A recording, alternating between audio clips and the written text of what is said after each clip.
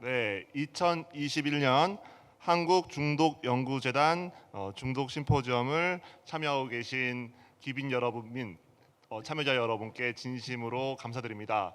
오늘 뜻깊고 재미있는 시간이 되었으면 좋겠습니다. 포스트 코로나 시대 중독 문제를 예방하고 건강한 가정과 사회를 준비하는 이 뜻깊은 시간에 진행과 사회를 담당하게 되어서 매우 영광으로 생각하고 있습니다. 특히 지난 코로나 19를 우리가 겪으면서 그 영유아 그리고 청소년의 스마트폰 사용 문제가 크게 부각된 것이 사실입니다. 그런데 참 이에 대해서 우리 코로나 방역이 당장 급선무다 보니까 진지한 토론이나 대응이 미처 이루어지지 못했는데요. 이 포스트 코로나 시대를 맞이하는 이때 시적절하게 이 전문가들과 그 사회적 인사들을 모시고 고견을 나눌 수 있는 장을 마련한 것 같아서 매우 뜻깊은 자리가 되리라 기대하고 있습니다. 자, 그럼 중독 심포지엄 1부는 스마트폰 중독과 건강 가정이라는 주제로 진행이 됩니다. 발제자를 소개해드리겠습니다. 가톨릭대학교 의과대학 정신건강의학과 교실 이해국 교수님 모시겠습니다.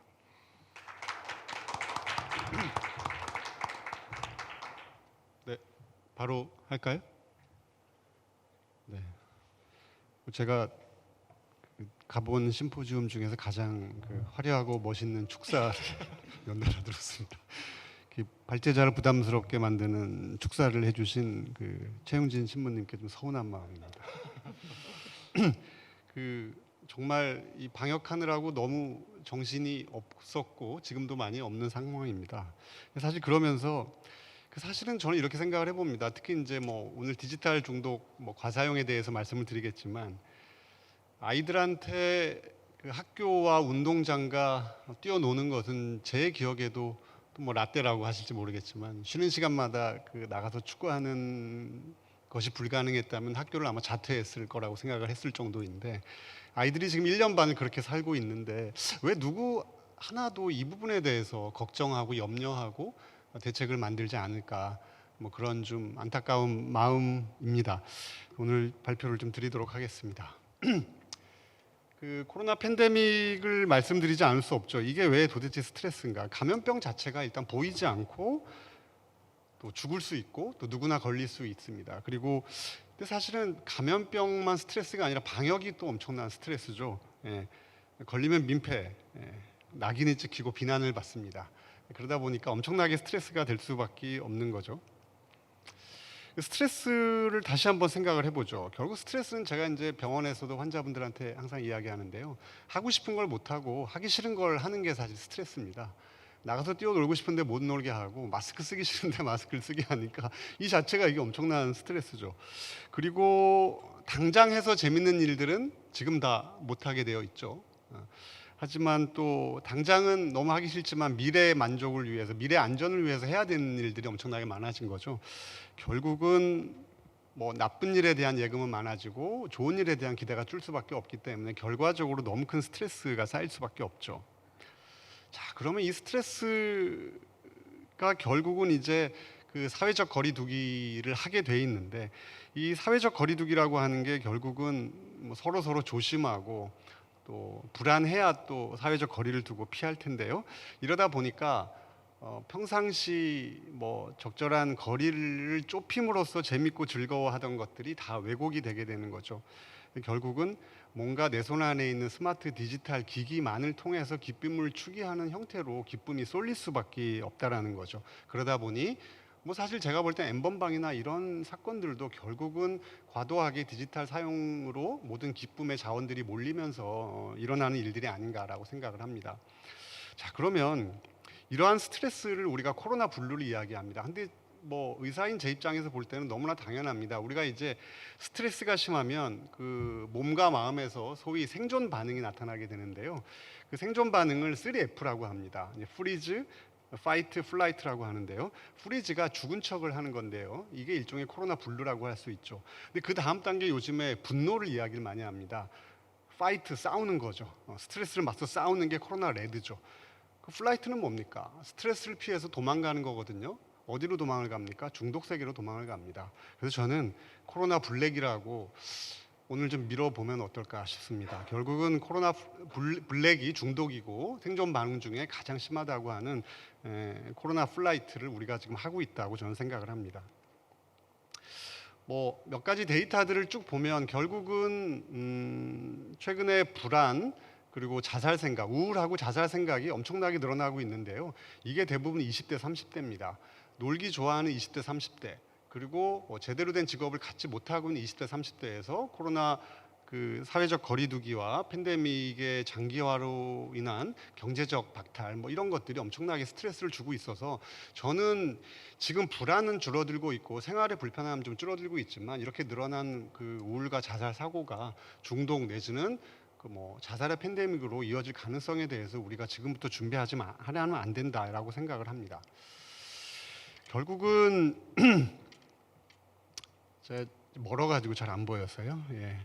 결국은 이 정신건강 결과를 보면 팬데믹으로 인한 불안에 대해서는 어느 정도 적응이 되었고 사회적 거리두기에 대해서 어느 정도 적응은 되었지만 우울과 불안과 중독의 위험은 그만큼 높아지고 있다라고 말씀드릴 수 있을 것 같고요.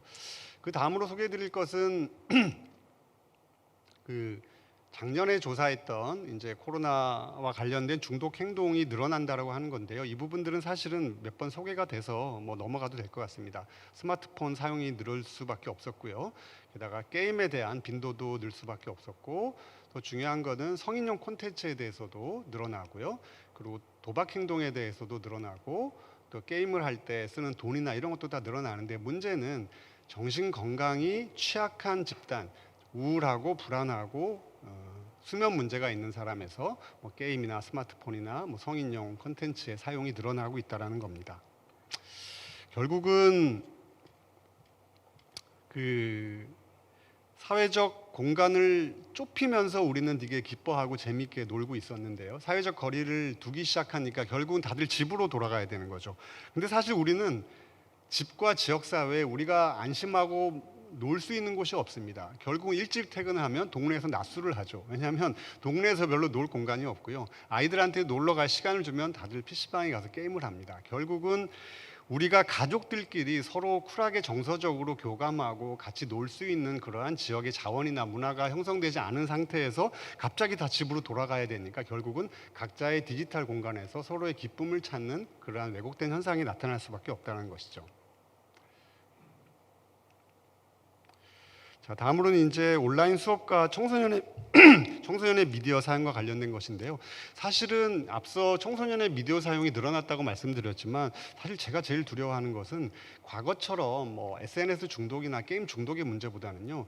아예 아이들이 그 온라인에 머무는 시간이 많아지면서 SNS 상에서 다양한 채팅, 청소년과 성인과의 채팅 이것들을 통해서 다양한 음란 광고나 뭐 사행성 광고들에 아이들이 너무나 오랫동안 노출이 되기 시작하면서 단순하게 뭐 SNS 중독이다, 게임 중독이다 이런 문제가 아니라 정말로 신체적, 정신적으로 위험한 상황들에 우리 아이들이 너무 많이 노출되고 있다는 것이어서 기존의 어떤 중독을 예방하고 치료하는 패러다임으로도 현재 어떤 위험한 그 상황들을 막기에는 아주 어려움이 발생하고 있다라고 생각이 됩니다. 그래서 실제로 뭐 조사를 보면 그 미디어 사용과 관련해서 아이들의 그 인터넷 미디어 사용이 늘었다라고 보고되고 있고요. 그리고 학년별로 보면 고등학교 1, 2학년에서 늘었다고 보고가 되고 있고요. 그리고 온라인 비대면 수업 전환 이후에 결국 스마트폰의 오랜 사용으로 인한 부모들과의 갈등도 높아지고 있다고 보고가 되고 있습니다. 미디어 사용과 관련해서는 결국 SNS하고 그 채팅 같은 서비스들이 그 여성 아이들에서 많이 늘어나고 있고 남자아이들은 주로 게임이나 음란 동영상을 보는 것으로 보고가 되고 있어서 남녀별로 좀 차이가 있는 것으로 나타나고 있고요. 그리고 스마트폰 중독률 같은 경우에도 전체 그 정부의 조사에서도 늘어나고 있는데 문제는 그 스마트폰 게임 관련 비용의 지출도 늘어나고 있고, 또 한 가지 성적이 좀 나쁜 아이들, 성적이 좀 떨어졌던 아이들에서 게임 중독이나 인터넷 중독과 같은 비율들이 더 높아지고 있는 것도 결국은 온라인 수업 전환이 기존의 수업의 효율성이 학업의 효율성이 떨어지던 아이들에서 훨씬 더 학업에 대한 효율성을 더 심하게 떨어뜨리고 있다라고 얘기할 수 있었습니다. 네, 결국 온라인 비대면 수업 전환 이후에 청소년의 디지털 위험 행동과 관련된 변화들은 어찌됐건 디지털 접근성이 폭발적으로 좀 증가를 하고 있다는 것이 가장 문제라고 할 수 있겠고요. 그리고 SNS나 유튜브, 쇼핑 사용 빈도가 증가하면서 기존의 콘텐츠 중독 위험을 넘어서 아까 말씀드린 대로 다양한 위험 행동으로 그 부정적 결과가 확대될 가능성이 높다. 그리고 이러한 디지털 미디어 플랫폼 상에 과도한 상업주의가 심해짐으로 인해서 다양한 위험을 좀 식별하고 차단하고 예방하고 이를 기술적 예방 쪽으로 좀 조처를 해야 되는데, 이런 부분들이 앞서 말씀드린 대로 제대로 이루어지지 않고 있다는 것이 큰 문제라고 할 수 있겠습니다. 고양시에서도 조사를 했었는데요. 결과는 거의 같습니다. 고양시 시민들에서 50% 가까이에서 스마트폰 사용이 늘었다고 보고가 되고 있고요. 주로 많이 늘어난 것은 유튜브나 동영상이 가장 많이 늘었고요. 그리고 약 30%의 응답자에서 자녀의 스마트폰 사용이 늘었다고 보고가 되고 있고요. 그리고 한 20% 정도에서 이러한 스마트폰 과다 사용으로 인한 부모와 아이들의 갈등이 늘었다라고 또 보고가 되고 있어서 전체적인 작년에 연구했던 것과 고양시의 상황도 크게 다르지 않다라는 것을 우리가 알 수 있었습니다. 결국은 어떻게 해야 될까? 저희 이제 정신과 의사들은 인지행동 치료를 할 때 here and now, 지금 여기라는 걸 이야기합니다. 미래에 대한 걱정이나 과거에 내가 겪었던 트라우마보다도 지금 현재 오늘 하루를 그냥 플러스 마이너스 제로 상태에서 최선의 어떤 기쁨과 만족을 느끼기 위해서 노력하자, 이런 취지인데요. 저희가 지금 바로 그런 시기인 것 같습니다. 사람을 만나서 어디 놀러 가서가 아니라 내 집에서 내 가족과 지금 여기서 기쁨을 누릴 수 있는 그러한 좀 자원이 필요하다고 생각을 하고요.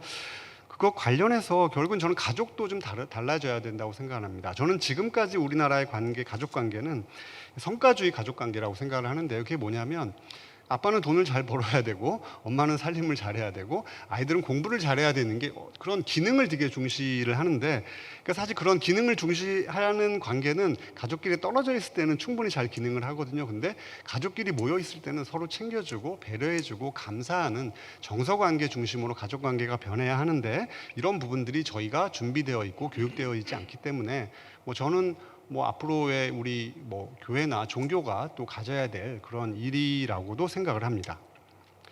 그리고 또 한 가지 정말 중요한 거는 신체 활동, 결국 아날로그의 중요성입니다. 사실 정부나 많은 분들이 이 비대면 사회를 해결하는 하나의 해법으로 온라인 온택트를 이야기하는데, 저는 그것은 옳은 방향은 아니라고 생각을 합니다. 어떻게 하면 아날로그적 생활이나 콘텐츠들의 균형을 맞출까를 고민을 해야지, 또 비대면으로의 전환을 기정사실화하고 디지털 공간에서의 소통만을 강화할 경우에 여러 가지 부작용이 특히 취약한 청소년에서 심해질 수 없다라고 생각을 합니다. 그래서 또 한 가지 측면에서는 사실은 디지타이라고 하는 게 하나의 어떤 상품인데, 과연 이 디지타이라는 상품이 정말 안전한 상품인가, 이 상품을 이용하는 이 소비자의 입장에 권리가 얼마나 잘 보장되는 것인가에 대한 부분도 우리가 명확하게 좀 고민을 해야 될 거라고 생각을 하고요. 그렇다면 어떤 디지털 중독을 예방하는 것에 대해서도 이런 상품을 사용하다가 발생할 수 있는 건강 문제에 대해서 이 상품을 만들어내는 어떤 컨텐츠 산업계에서 명확한 사회적 책임을 가져야 하는 것이고, 그리고 시민사회에서 그러한 산업계와 정부의 그런 디지털 시민으로서의 정당한 권리를 주장하는 것들이 좀 조직화돼야 될 것이다 라고 생각을 합니다. 제 강의를 많이 들으신 분들은 비슷한 얘기를 또 하는구나라고 생각할지 모르겠는데, 이 슬라이드가 킥입니다. 그래서 이 슬라이드에 보시면 제 나름대로 고민한 내용들을 좀 담고 있는데요. 결국은 중독이란 문제는 환경과 사람과 매개체 세 개의 상호작용에 의해서 생긴다고 생각을 합니다. 그렇다면 대책 또한 이 세 가지 측면에서 만들어져야 된다고 생각을 하고요. 환경적 측면에서는 디지털과 아날로그 환경의 균형을 이루는 것이 중요하다고 생각을 하고, 매개체, 결국은 컨텐츠와 관련해서는 컨텐츠를 소비하는 사람의 권리와 공급자의 책임이 강조돼야 된다고 생각을 합니다.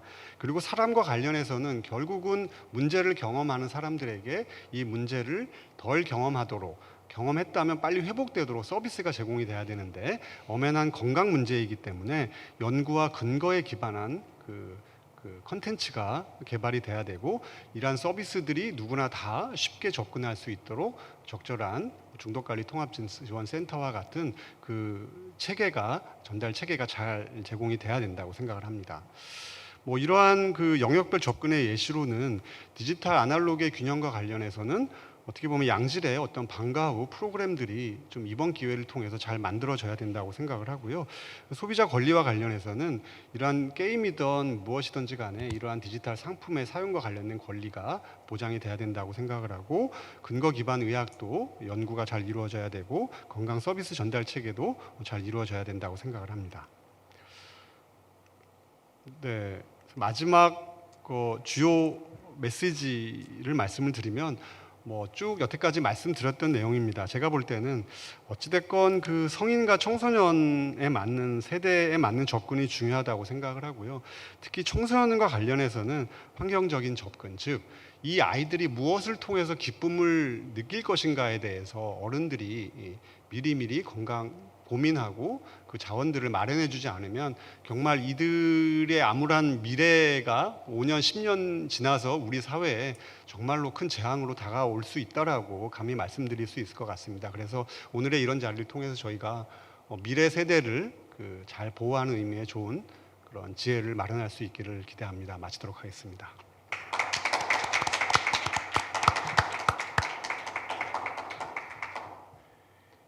네, 짧은 시간에도 불구하고 너무 좋은 발표를 해주셔서 감사합니다.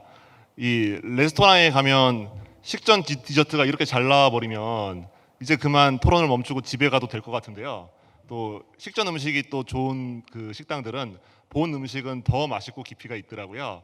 그래서 오늘 토론자분들의 어떤 고견도 기대를 하면서 제가 간략하게 소개와 함께 오늘 주실 말씀들에 대해서 소개를 해드리고자 합니다. 이영초 미디어 중독 연구소장님 오셨습니다. 예, 소장님께서는 팬데믹 상황에서 우리가 어떻게 개인적 차원에서 마음을 지켜야 할 것인지 이것에 관련된 토론을 준비해 주시고 계시고요. 경기도교육청 이상호 교육정보 담당관님 오셨습니다. 예, 우리 장학관님은 청소년의 인터넷 및 스마트폰 과다 사용에 대해 우리 교육 현장이 어떻게 준비하고 있는지 소개해 주실 예정입니다. 끝으로 한국 IT 직업 전문학교 게임스쿨의 홍성간 교수님 자리하고 계십니다. 네, 우리 교수님께서는 각 가족 및 사회 차원에서 디지털 미디어를 건강하게 사용할 수 있는 어떤 대안을 오늘 제시해 주시리라 믿고 있습니다. 네. 그럼 이혜욱 교수님이 발표해 주신 발제문에 대해서 또 토론자들이 준비하신 토론문들을 좀 들어보는 시간을 가질까 하는데요. 우선 이영초 소장님 기대하겠습니다.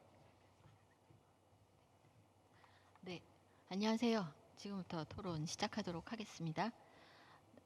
네, 이혜국 교수님께서 이 코로나 상황에서 미디어 사용량이 굉장히 많이 늘어나고 있다. 여러 가지 면에서 잘 말씀을 해주셔서 네, 저도 거기에 아주 간략하게 몇 가지만 더 의견을 덧붙여서 말씀드리도록 하겠습니다.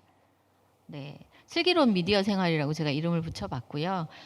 팬데믹 상황에서 마음 지키기입니다. 근데 사실 지금은 우리의 팬데믹 상황은 우리가 중독이 되기 쉬운 미디어 중독을 촉발하는 요인 상황과 너무 더 유사한 것들이 많다라는 거죠. 제가 말씀을 드려볼게요. 정말 그런지 한번 생각을 해보십시오. 지속적으로 좌절 상황이 계속 사람을 만나고 싶어도 못 나가고 마스크 빼고 좀 말하고 싶은데 지금처럼 이제 여름이 되면 되게 힘들잖아요.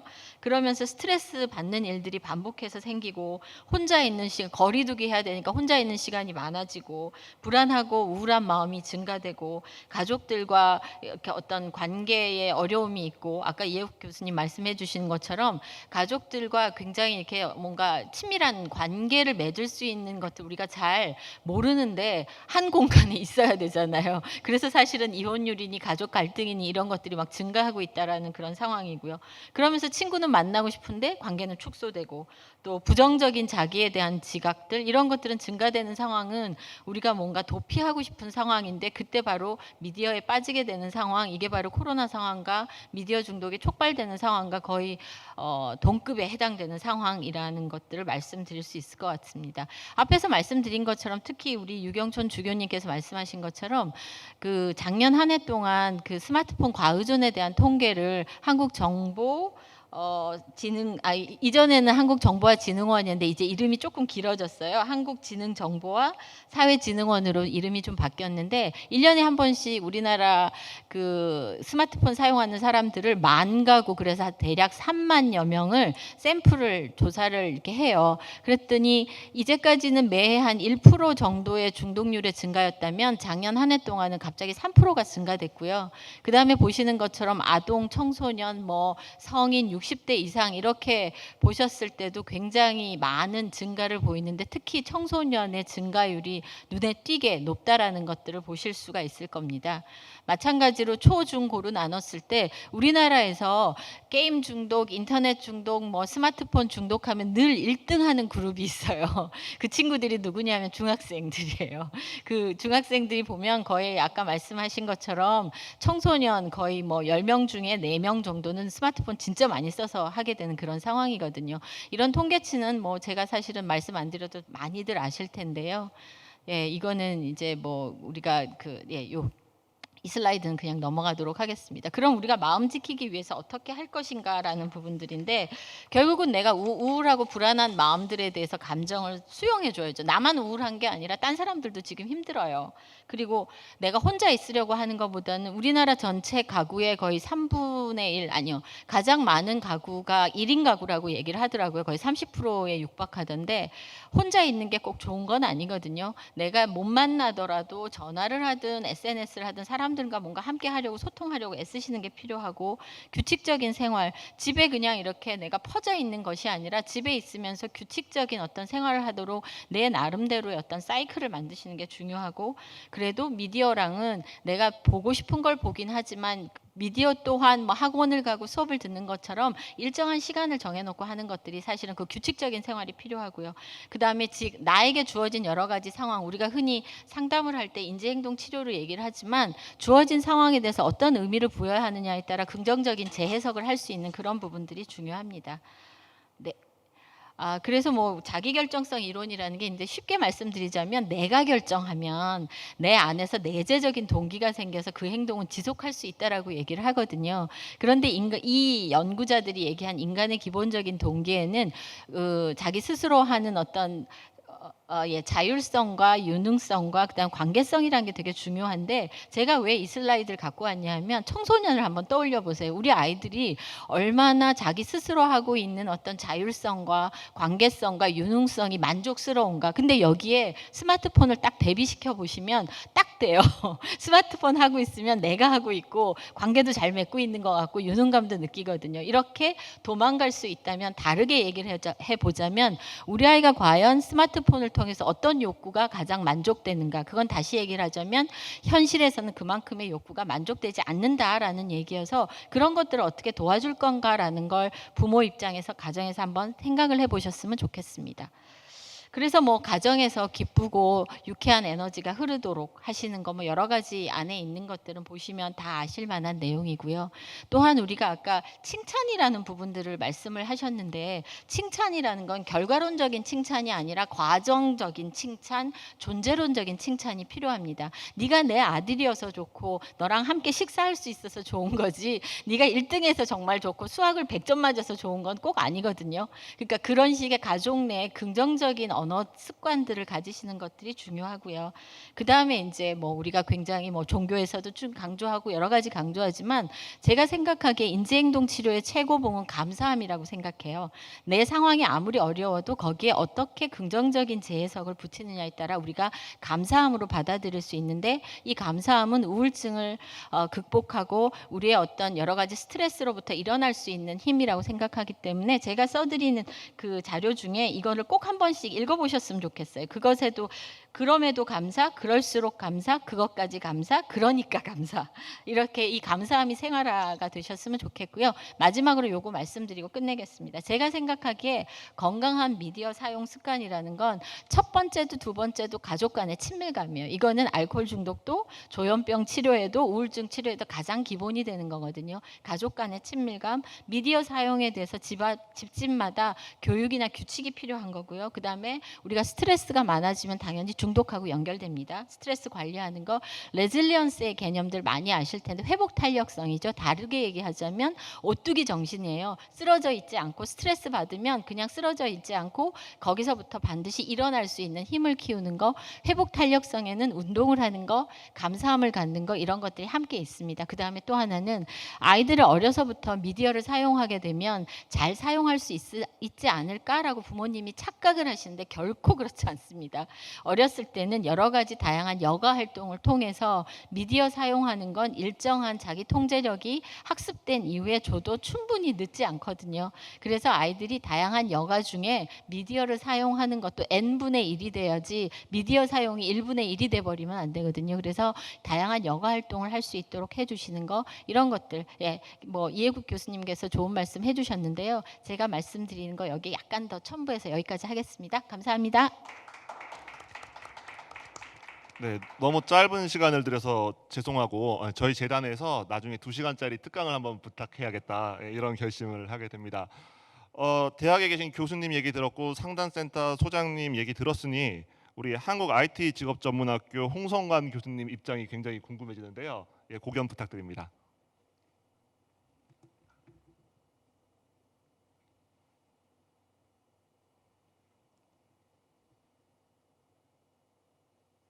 오늘의 주제가 포스트 코로나 시대 그리고 스마트폰 그리고 건강한 가정 이 세 가지 키워드이기 때문에 거기에 맞춰서 말씀을 드리면 포스트 코로나 상황에서 스마트폰 중독을 예방하거나 바른 사용을 이렇게 좀 촉진하기 위해서 우리 가정에서는 무엇을 할 수가 있는가, 과연 또 어떻게 해야만 할 것인가 관련해서 첫 번째 사용 문화가 그리고 생활 패턴이 나아가서 심리가 바뀌었다라는 것을 일단 이해를 해야 됩니다.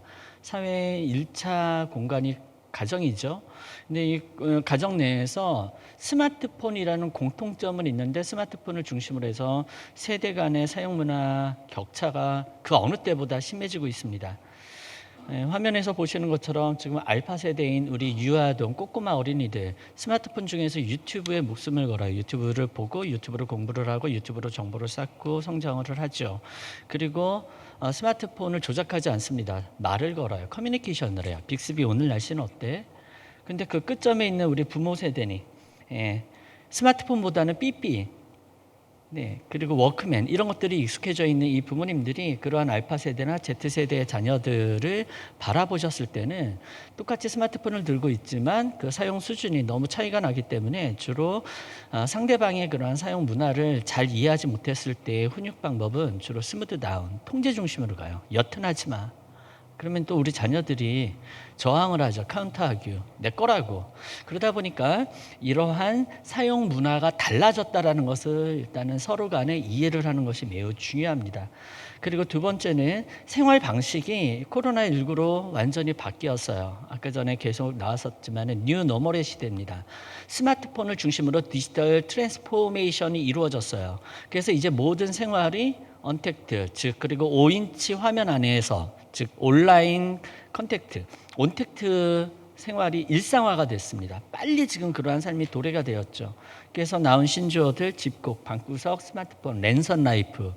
그러니까 중독이냐 잘못된 생활 모습이냐를 얘기하기 이전에 일단 이러한 생활 방식도 이제 우리가 살아가야 될 하나의 또 다른 방식이라는 것을 빨리 수용하셔야 그 안에서 건강한 아날로그적인 여러 가지 생활 모습 또 디지털적인 생활 모습들을 절충해 가실 수 있다는 겁니다.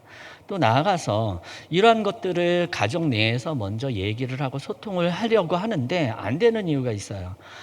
감정이 올라와 버린 시대입니다. 그 어느 때보다 코로나 블루. 그러니까 우리 자녀들만 코로나 블루를 경험하고 있는 게 아니라 부모님들까지 경험하고 있죠. 청소년들이 지금 코로나 상황에서 가장 많이 경험한 감정은 정서는 불안, 걱정, 두려움, 우울함, 짜증, 분노, 충격, 공포였습니다. 아무렇지도 않거나 평온 감사는 1에서 3%밖에 되지 않았어요. 그러한 아이들의 감정과 정서를 토닥여줘야 되는 울타리 역할, 보금자리 역할을 하셔야 되는 부모님들의 감정도 거의 비슷하죠. 불안, 걱정, 두려움, 우울함 모두가 다 힘든 상황입니다. 부정적 정서, 감정, 기분이 이렇게 가정을 지배하고 있어요. 그 원인들도 보시면 알겠지만은 우리 아이들은 지금 친구를 만나지 못하는 것에 대한 그 욕구 박달, 사회성 이런 것들이 이루어지지 못하는 것에 대한 스트레스가 굉장히 큽니다. 그리고 우리 부모님들은 그래서 그 아이들이 집콕하면서 시간이 남아돌면서 낮과 밤이 바뀌고 온라인 수업을 따라가지 못하는 모습을 지켜보시는 그 과정에서의 스트레스가 크시죠. 근데 이러한 이제 상호 간에 서로 다른 주제에 대한 스트레스에 대해서 상대방이 일방적으로 이해해 주기만을 바라니까 이 부정적 감정이 사그라들지 않게 되고 서로 눈에 흰자위가 올라온 상태에서 계속 감정 중심의 이 충돌로 가는 그 자체를 대화와 소통을 통해서 이해하는 게 첫 번째 필요한 부분이라고 개인적으로 말씀을 드리고 싶습니다. 어찌되었든 이러한 여러 가지 변수 상황에서 가장 큰 변화가 뭐냐? 스마트폰 사용 시간이 늘어나 버렸어요. 그냥 늘어난 게 아니라 기존의 코로나 이전에 그 원래 그 아이들이 하루 동안에 보냈었던 중간 시간들, 학교를 가는 동안의 시간, 오는 동안의 시간, 친구를 만나서 노는 시간 모두가 다 남아버리고 공중에 붕 떠버렸습니다. 이러한 가용 시간을 방 안에서 그래도 뒤에 꽂아놓은 명작 동화 읽으면서 보내라고 하기에는 7시간에서 9시간 이상 갑자기 남아버린 이 시간을 어떻게 활용해야 될지 아이들도 모르고 부모님들도 구체적인 대책이 없는 상황에서 고민들을 많이 하시기 때문에 남아버린 이 시간을 어떻게 생산적으로 보내게 할 것이냐, 사용할 것이냐에 대한 그런 대화들이 이루어져야 되겠죠. 포스트 코로나 가정에서 무엇을 어떻게 할 것인가 그리하여서 또 말씀드리고 싶은 것은 두 번째는 중독의 패러다임이 완전히 지금 바뀌고 있습니다. 기존에는 언급되지 않았었던 여러 가지 문제들이 툭툭툭툭 튀어나오고 있습니다. 이러한 달라진 중독 특징에 맞춘 맞춤형 사용 규칙과 그리고 습관 훈련이 있어야 됩니다. 다시 말씀드리면 규칙을 세우는 것만이 능사가 아니에요. 이 규칙이 몸에 배이는 습관화가 되도록 같이 만들어가야 된다는 거죠. 기존에 이제 얘기되지 않았었던 중독으로 인한 여러 가지 이제 문제들 중에서 코로나 상황에서 더 커지는 것들. 예를 들어서 필요행동 실행력이 굉장히 급격하게 떨어지고 있습니다. 욕구를 충족하기 위한 행동들이 늘어날수록 해야만 하는 의무행동, 책임행동 이런 것들을 미루거나 지연하거나 안 하거나 했다고 속이거나 할 수밖에 없게 되겠죠.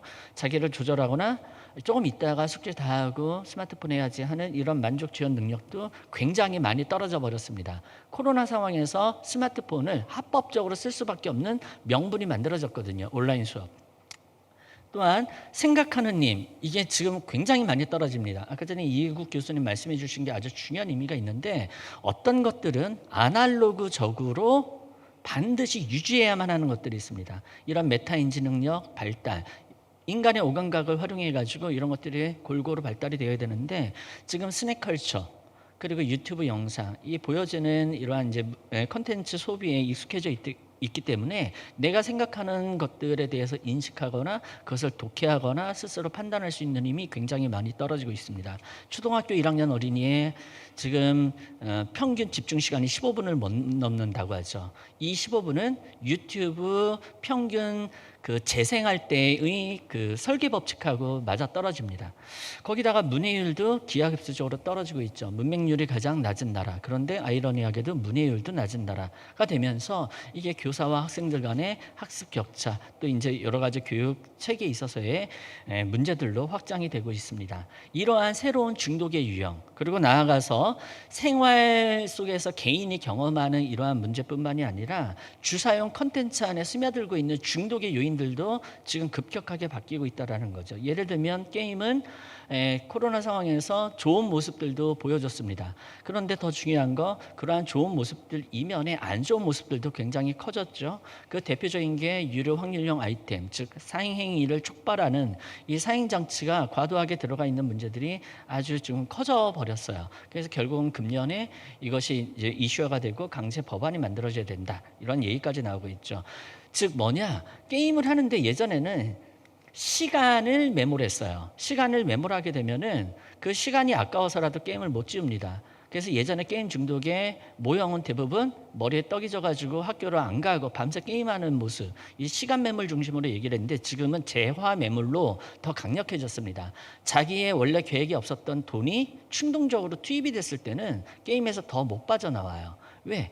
아이템을 뽐내야 되기 때문에 하루에 한 번 접속하던 아이가 10번을 접속해서 그 아이템을 보여줘야 돼요, 누군가에게. 이렇게 그리고 돈을 투자하면서 게임을 하게 되면 게임을 건강하게 플레이하지 않습니다. 편리하게만 하려고 하니까 뇌 발달도 좋은 쪽으로 될 수가 없겠죠. 그거보다 더 강력한 것이 관계 매몰이에요. 현실에서의 관계를 등한시하게 되고 가상세계 지향성 혹은 가상공간 지향성이라고 부르는 이 문제가 지금 가장 강력한 중독의 요인이 되는데 그 안에서 만난 사람들 안에서 거기에서 목숨을 걸게 되면 못 빠져나오게 되는데 지금은 그 중간 단계인 재화 매몰이 지금 심각해졌다라는 거. 그래서 이러한 것들을 가정 내에 계시는 보호자와 또 사용자인 자녀들이 동시에 인식하는 게 참 중요한 것 같아요. 중독을 예방하는 게 최선이지만 내가 중독일지도 몰라 이 사용은 문제가 있어를 알아차리는 것만으로도 빨리 빠져나올 수 있다고 봅니다. 정리를 해서 때문에 이렇게 달라진 중독 특징에 맞춘 사용 규칙 설정이 이루어져야 되겠고 예전에 1차, 2차 종합 계획 때까지만 해도 사용 제한 중심의 정책을 폈어요. 정부 유관 기관들이. 그래서 디지털 디톡스라고 표현했습니다. 그 당시까지만 해도. 어떻게 내려놓게 할 것인가? 어떻게 쉬게 할 것인가? 근데 지금은 그것만이 능사인 시대가 넘어가 버리고 있죠. 스마트폰이 상용화가 되었고 또 언택트 시대가 열렸고 때문에 이제 3차, 4차 종합계획에서의 정책의 목표는 디지털 리터러시로 넘어가고 있습니다. 무작정 쓰지 못하게만 할 것이 아니라 순기능과 역기능을 변별하고 기왕 쓸 거라면은 가치와 목적에 맞게 잘 쓸 수 있는 그런 힘을 길러주는 바른 사용 중심으로 그러한 정책이 넘어가는 것처럼 집안에서 어쩔 수 없이 스마트폰을 쓸 수밖에 없는 그러한 상황이 만들어졌으니 우리 자녀들이 할 수만 있으면 공부에 자기 꿈을 개발하는데 도움이 되도록 쓸 수 있도록 구체적인 규칙을 바른 사용 중심으로 정하고 마지막으로 그것을 정한 것으로 끝난 게 아니라 아이들이 스스로 만들 수 없으니 같이 몸에 배일 때까지 만들어가 주시면 이 포스트 코로나 시대에 중독 없는 건강한 가정이 빨리 이루어질 거라고 말씀을 드리고 싶습니다. 이상입니다. 네, 순기능, 역기능, 바른 사용. 예, 오늘 토론이 아주 흥미진진할 것 같은데요. 교육계 얘기를 안 들어볼 수가 없죠. 예, 이상호 장학관님 마지막으로 토론문 발표 부탁드립니다. 따로 있나요? PPT 준비됐습니까? 아니 PPT 따로. 아, 예. 네. 다시 한번 인사드리겠습니다. 저는 경기도교육청에서 정보교육을 담당하고 있는 이상호 장학관이라고 합니다. 먼저 오늘 청소년들을 위한 그 디지털 기기의 효율적 활용과 관련해서 이렇게 그 심포지엄을 열어주신 그 한국 연구재단 중독 연구재단의 그 유경천 이사장님과 더불어 관계자 여러분께 다시 한번 감사드리고요. 오늘 내용은 앞에서 이렇게 이제 이해국 교수님하고 지금 이렇게 두 분의 또 토론자분이 발표하셨는데 제가 듣기로는 제가 앞으로 이렇게 교육청에 돌아가서 우리 학생들을 위해서 이렇게 하나하나씩 해야 될 내용이 아닌가 그렇게 좀 제가 토론자로 나온 건지 아니면 그냥 여기서 뭔가 이렇게 좀 얻어가서 우리 경기 교육에 있는 학생들에게 앞으로 학교에서 어떤 교육을 시켜야 되겠다 이런 부분에 대한 어떤 그런 것도 많이 얻는 그런 그 시간이 또 될 것 같습니다.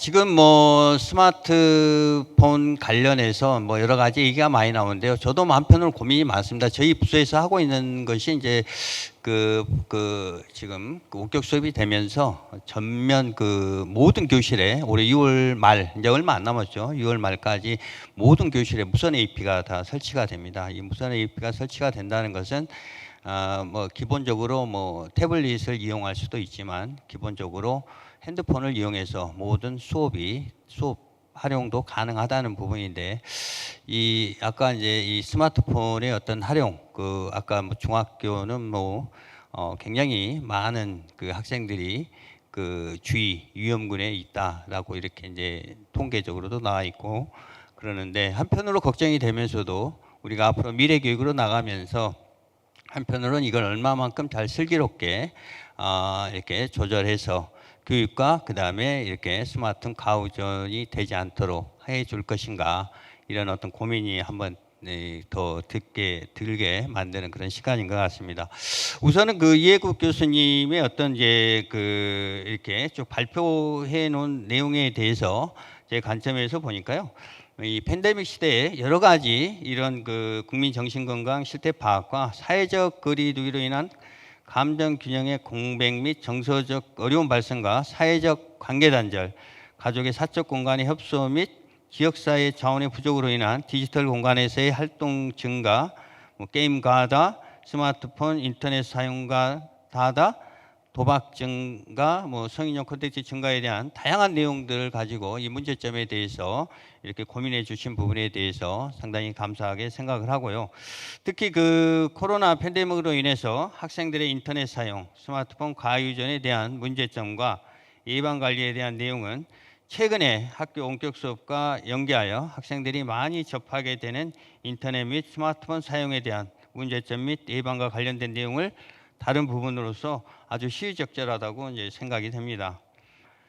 그동안에 그 청소년 인터넷 사용에 대하여 중독 등과 같은 문제 사항에 초점을 두었던 연구들에 비해 건강, 안전, 행복 관점에서의 정부 및 관련 기관의 제도적 개선과 역할 강화, 그다음에 언택트 시대 디지털 시민적 차원에서의 소비자 권리로 정신 건강과 중독의 위험, 거리두기로 인한 불안, 우울, 스트레스 감소를 위한 다양한 사회 및 건강 정책 요구, 신체 활동, 아날로그 활동 보장을 위한 공간, 자원 시간의 확보, 언택트 디지털 공간의 위험 행동 발생을 예방할 기술적 조치, 예방 프로그램 개발과 확산, 이렇게 다양하게 모든 걸 좀 다루셨어요. 그래서 앞으로도 저도 교육청에 관련돼서 앞으로 이해국 교수님과 좀 연결을 해서 우리 학생들이 어떻게 하면은 이런 그 디지털 기기에서 좀 더 이렇게 좀 멀어질 수 있는 그런 것을 마련할 수 있을까, 그런 부분에 있어서 함께 이제 고민을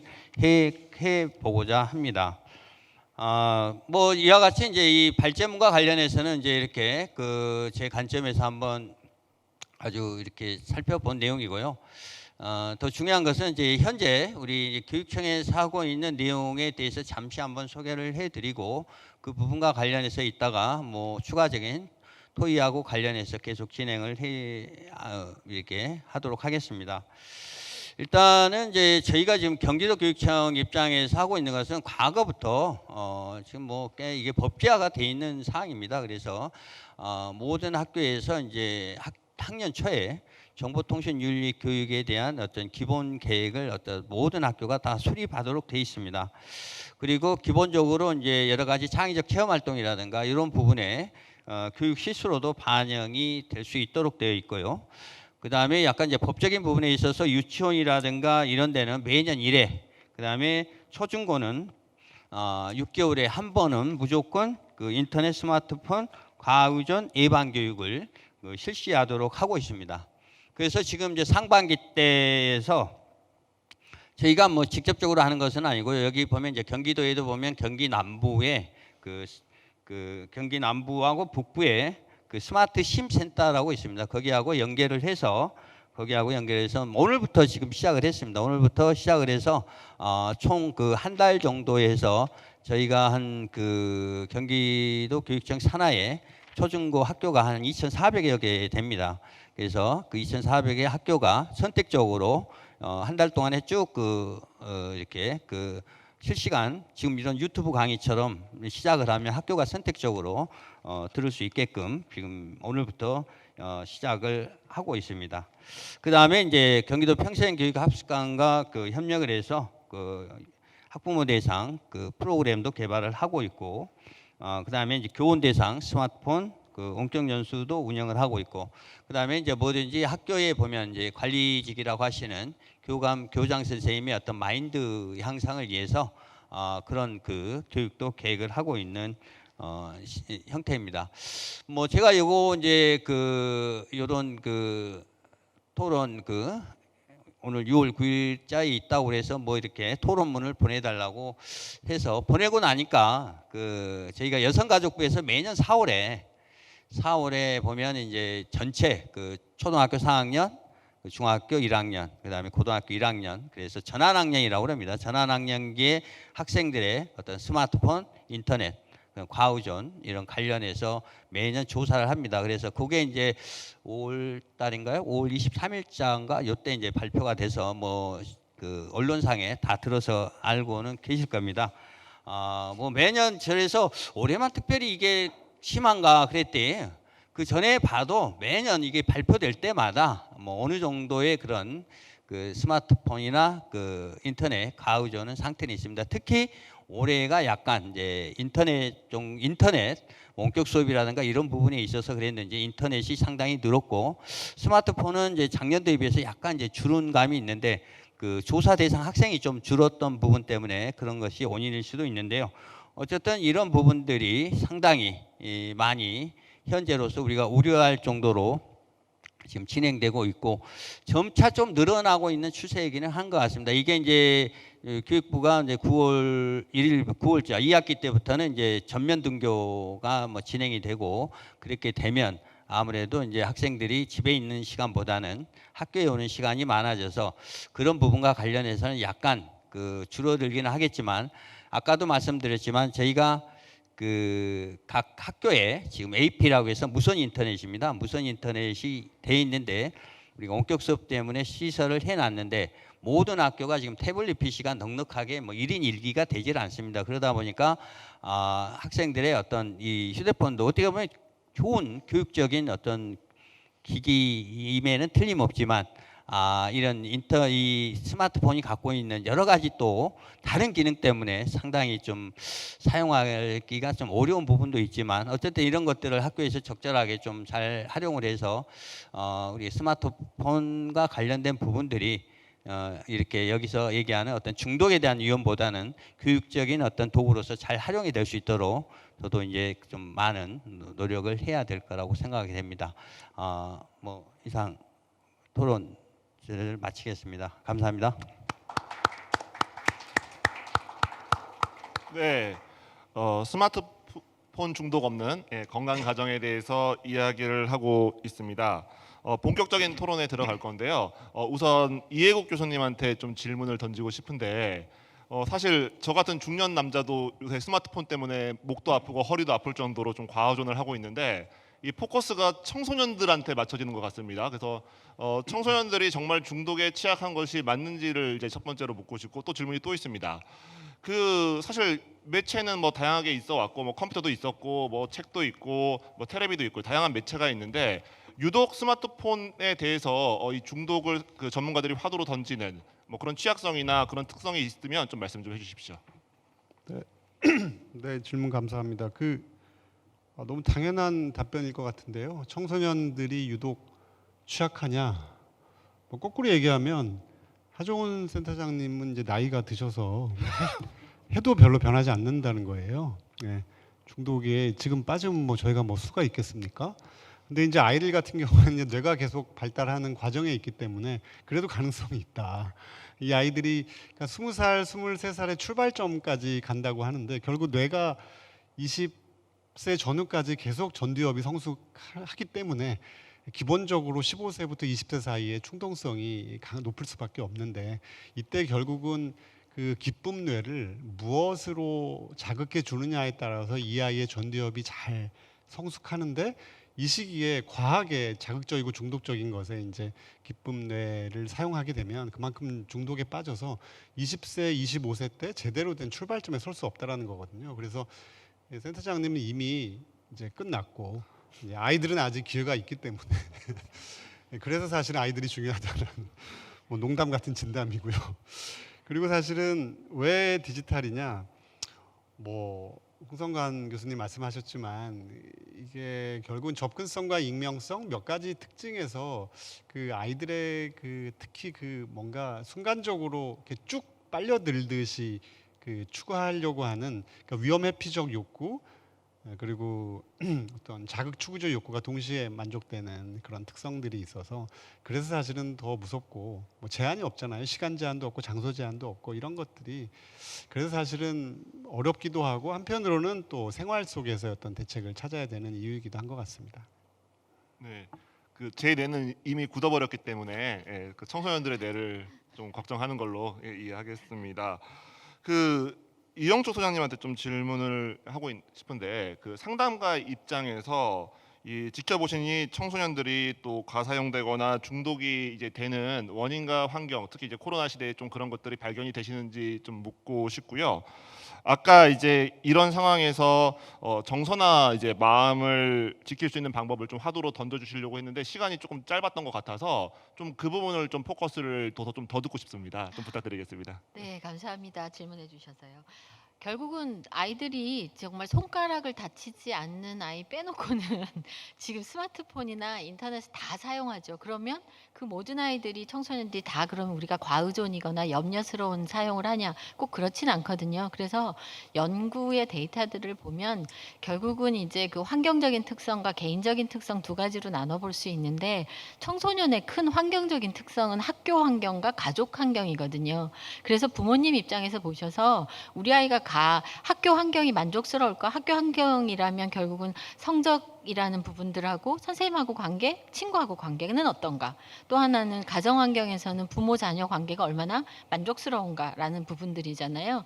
근데 이제 개인적인 측면에서는 우리 아이가 좀 충동성이 높다든지 이 아이가 쉽게 우울해한다라든지 또 자존감이 많이 낮다라든지 스트레스를 쉽게 받는다든지 그런 특성이 있는 친구들이 이 미디어하고 딱 만나면 도피하고자 하는 욕구가 더 높아서 중독될 가능성이 좀 있고요. 그러니까 결국은 마음을 지킬 수 있는 거 아까 잠깐 말씀드린 것처럼 뭐 어려운 어떤 이론을 설명드리려고 하는 게 아니라 우리 아이가 정말 이 관계를 통해서 만족스러운가 청소년의 고민의 대체로 보면 1순위가 성적으로 나오고 두 번째가 대인관계로 나오는데 그거는 일반적인 통계 조사고요. 실제로 상담센터에 오는 아이들의 고민의 1순위는 확연히 성적이 아니라 대인관계예요.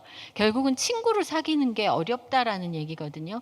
그게 이제 스마트폰으로 들어가면 아이들을 하고 관계를 더 쉽게 할 수 있으니까 안 만나고도 그러니까 마음을 지키는 방법은 결국은 가정에서 가족하고 관계에서 친밀한 관계를 형성하기 위해서 대화법도 좀 바꾸시고 또 미디어를 사용하는 것도 가정 내 나름대로의 어떤 규칙이 필요한 근데 이 규칙을 너 지켜 말어 안 돼 물리적으로 뺏고 쓰게 하고 하는 것들이 아니라 얘가 이걸 통해서 어떤 만족감을 얻으려고 하는가 이걸 통해서 얘가 어떤 것들이 좀 욕구가 어려워서 이런가 아이하고 더 많은 대화를 하시려고 하는 게 결국 미디어를 조절하는 거에 가장 중요한 포인트가 아닌가 싶습니다. 그래서 부모님이 모범을 보이셔야겠죠. 네.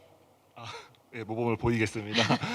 그 교육관님, 그 이제 지금 토론이 잘 진행이 되고 있는데 사실 이제 저도 초등학교 1학년, 초등학교 2학년 아이들을 키우는데요.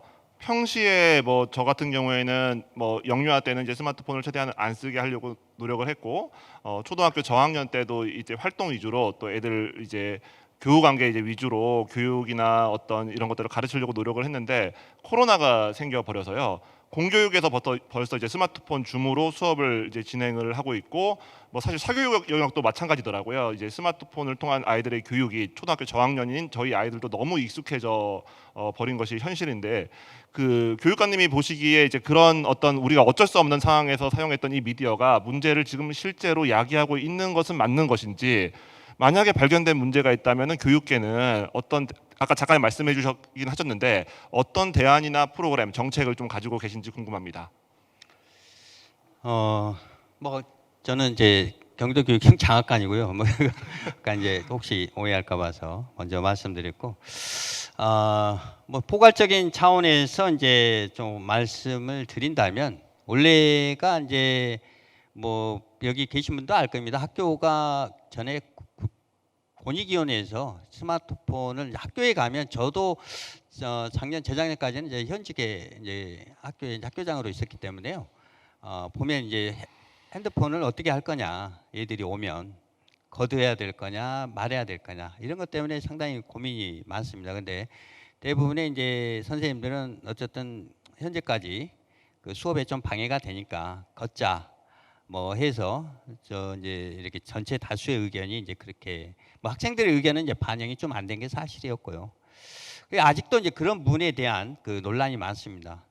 근데 이제 이게 작년에 팬데믹으로 인한 이제 코로나가 오면서 이제 원격 수업이 진행이 되면서 아까도 이제 잠깐 말씀드렸지만 저희가 이제 학교에 태블릿 기기, 태블릿이라든가 PC, 가정에도 마찬가지죠.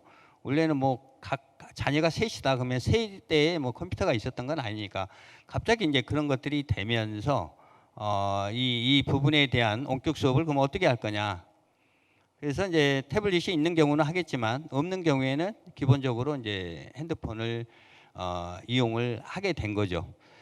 그 전까지만 하더라도 여기 뭐 여기 자녀분들은 알겠지만 저도 마찬가지입니다. 저도 이제 그때 작년도에 고3 학생이 있었는데 이 뭐 도대체 너무 보면 답답할 그런 상황이었어요.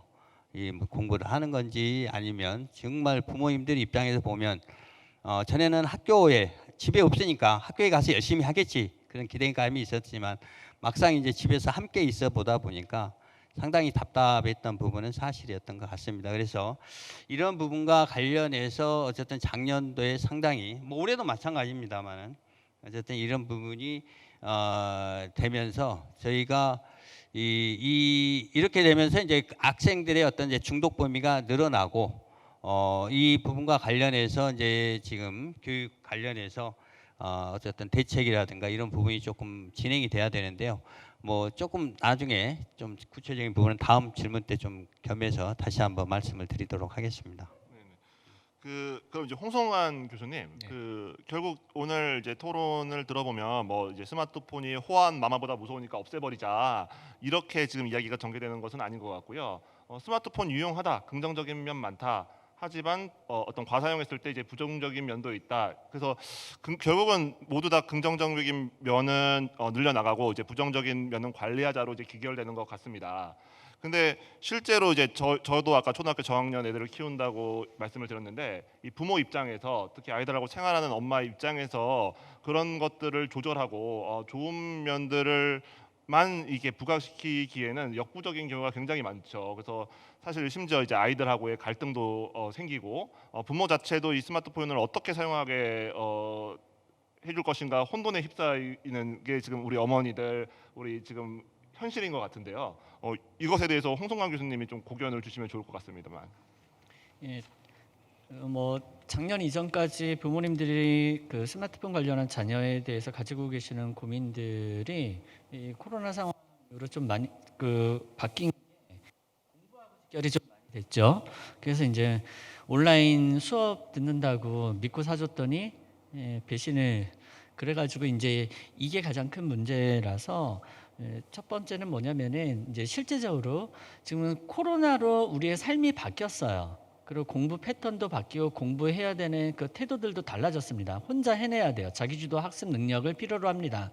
근데 그 능력을 키우기 위해서 집 공간도 바꿔야 되거든요. 스눕 혹은 스누핑이라고 그래요. 이 공간을 재배치해 줘야 되는데 집은 지금 제2의 교실화가 전혀 돼 있지 않다 보니까 그 공간 안에서 가장 유혹을 떨쳐내기 쉽지 않은 노트북과 스마트폰을 툭 던져주고 혼공을 하라고 했을 때 배신을 준 자녀보다 그 공간을 잘 배치를 못해 주신 부모님들께서 그 유형을 모르신 게 크기 때문에 자 중독의 문제는 그 단말기 자체가 가지는 중독도 있지만은 그러한 상황에 맞춰서 대응을 잘 해서 그 중독적인 상황을 가속화시키는 문제들이라고 하면은 부모님들께서 첫 번째로 온라인 수업에 맞게 환경을 다시 재구성해 주셔야 돼요. 그래서 밀폐된 자기의 사유지라고 생각되는 자기 공간 안에서 아직 능력이 형성이 안 된 아이들이 스마트폰이나 노트북으로 수업을 들으려고 할 때 의지에 반하는 행동을 할 수밖에 없어요. 욕구가 그러한 이제 결심들을 무력화시키니까 그래서 개방된 공간 안에서 온라인 수업을 듣도록 환경을 좀 재배치하고 분리해 주시고 그리고 그 공간은 좀 건강하게 아까 전에 그 두 분의 이제 교수님과 소장님 말씀해 주신 대로 청소년답게 발달하기 위해서 오감과 발달되고 하기 위해서 그 공간을 잘 사용할 수 있도록 그렇게 좀 알려주시면 좋겠는데 그러한 방법들을 일단은 우리 전문가나 교육자들이 선 제시를 해주셔야 되는데 그러한 이제 제시와 들이 늘어날 거라고 기대를 합니다. 그리고 두 번째는 결국은 이제 유해 컨텐츠가 핵심이에요. 단말기를 제대로 사용하지 못하는 문제도 크지만은 우리나라에 한 해 쏟아져 나오는 게임물이 평균 57만 개가 넘고 하루 동안에 올라오는 유튜브 영상물이 64억 7천만 개입니다. 그 하루 동안에 올라오는 그 유튜브 영상을 다 보는데 걸리는 시간만 66년이 넘어요. 그런데 그 컨텐츠가 다 건강할 리는 없죠.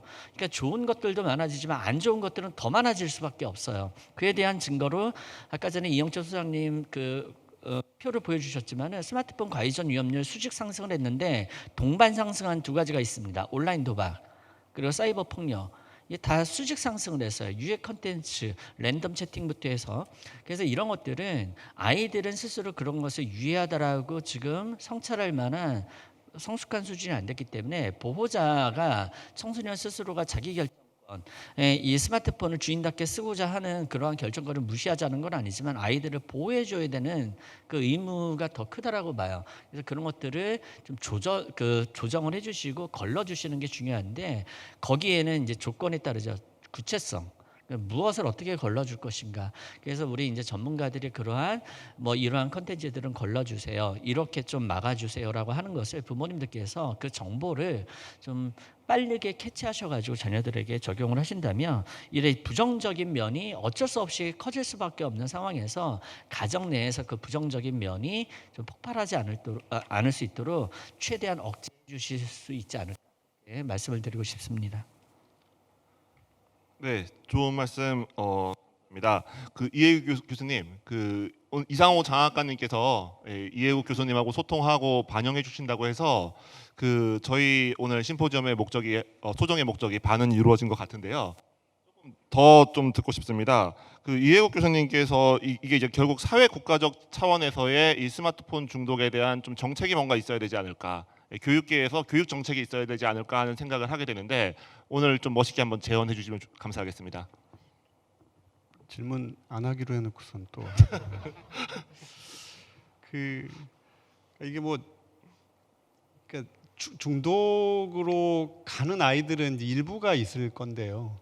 이 친구들은 단순히 중독뿐만이 아니라 정신건강의 문제, 행동의 문제, 가족의 문제 워낙 문제가 복잡한데 현장에서는 이게 병원에 들어갈 수도 없고 또 지역 상담센터에서는 감당이 안 되고 학교에서도 마찬가지입니다. 그래서 이런 아이들이 정말 심각한 아이들이 좀 병원답지 않은 병원 그리고 상담센터보다는 조금 더 전문성이 있고 집중적으로 서비스를 제공할 수 있는 국립치료보호시설 이런 것들이 좀 만들어지는 것들이 국가에 투자해서 필요할 것 같고요. 그리고 지금 현재 있는 예컨대 학생 건강검진 같은 제도가 있는데 건강검진 제도에서 디지털 미디어의 과도한 사용과 관련된 이런 건강 문제들을 좀 선별하고 미리 찾아내고 교육을 할 수 있는 것들도 좀 좋을 것 같고요.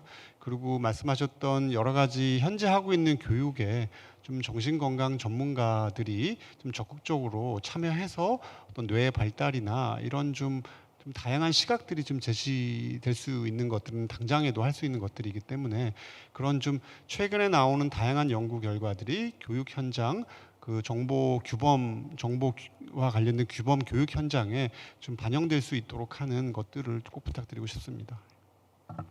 네.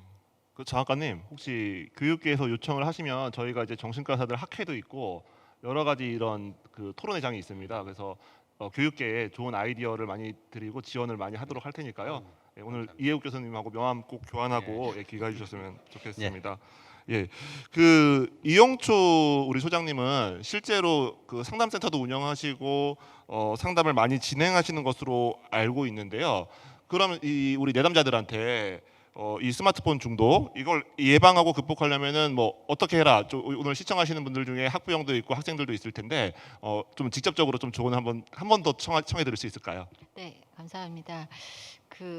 저희 내담자들이 그 질문을 많이 해요. 선생님, 저희가 게임이 좋아서 하는 게 아니라요. 게임 말고 재밌는 게 있으면 저도 그거 할 건데 선생님 게임 말고 다른 미디어 말고 다른 거 한번 찾아주시면 안 될까요? 라고 하면 사실은 그런 게 현실적으로 불가능한 게 그 미디어 우리가 손가락 하나만 딱 하면 금방 나올 수 있는 그런 아웃컴이 우리 현실 생활에서는 그런 게 없다라는 거죠. 그래서 우리가 소위 얘기하는 대안 활동을 찾는데 뭐 게임이나 스마트폰에서 어떤 유튜브를 보는 것보다 더 재밌는 제한 활동을 찾는다라는 건 불가능한 일이다라고 일단은 결론을 내놓고요. 그게 아니라 우리가 미뤄뒀거나 지금 코로나 시대 가족들이 함께 모이면서 진짜 많이 고민을 하셔야 될 건 가족들끼리 좀 재밌게 놀 만한 건 뭐가 있을까? 가족 놀이에 대해서 조금 더 고민을 하시고 내가 어떻게 우리 아이를 칭찬할 수 있을까? 오늘 우리가 정말 좋은 말을 어떤 것들을 더 해줄 수 있을까? 근데 되게 재밌는 유머 중에 하나가 가족끼리는 그런 거 아니야? 뭐 이런 얘기들이 있는데요. 가족끼리 그렇게 칭찬하고 하는 것들, 네, 뭐 이런 것들에 대해서 우리가 조금 더 고민하고 사실 내담자 분들에게 미뤄뒀던 일이라든지 그 미디어에 대한 가치를 새롭게 정립하는 그런 상담을 하게 됩니다. 네. 네, 감사합니다. 그 이상호 장학관님, 저희가 이제 계속 장학관님을 바라보면서 아무래도 교육이 가장 중요하니까요. 말씀을 드릴 수밖에 없었는데요. 우리 장학관님이 이제 보시기에 이 디지털 미디어 중독 문제 또 우리 교육의 지향점에 대해서 좀 큰 안목에서 이것을 어떻게 지향점을 가지고 접근해 가시겠는지 좀 마지막으로 한 말씀 듣고 싶습니다. 저도 이제 오면서 유튜브 보고 이해국 교수님 유튜브도 아니 거기 그 강의도 이제 유튜브에 올라 있고 그러시더라고요. 그래서 뭐 여러분들 걸 좀 봤는데요. 어쨌든 이제 중독이라는 그 스마트폰을 그 용어적인 부분을 한번 좀 정리를 좀 잘 해주셨으면 좋겠어요. 스마트폰을 많이 사용하는 게 중독인가? 이제 막연하게 이제 부모님들은 그 시간적인 개념에서 중독으로 볼 거냐? 아니면 어떤 관점에서 볼 거냐 이런 부분들이 좀 정해지지 않으면 그 막연한 그 이렇게 조금 뭐라 할까요? 그 두려움 학생 우리 애는 중독자인가? 근데 어쨌든 우리가 만약에 요새 이제 원격 수업도 있고 여러 가지가 있는데 수업을 하기 위해서 스마트폰을 12시간을 썼다. 이게 중독인가? 뭐 이건 아닐 거란 말이에요.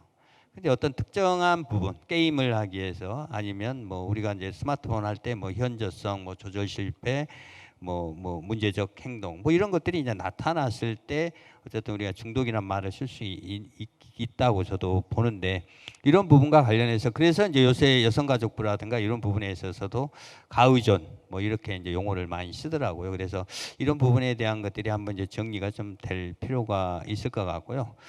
뭐 중독이라는 말은 누가 그러더라고 전에 그 미래교육 플러스인가 이제 그제 한번 봤는데요.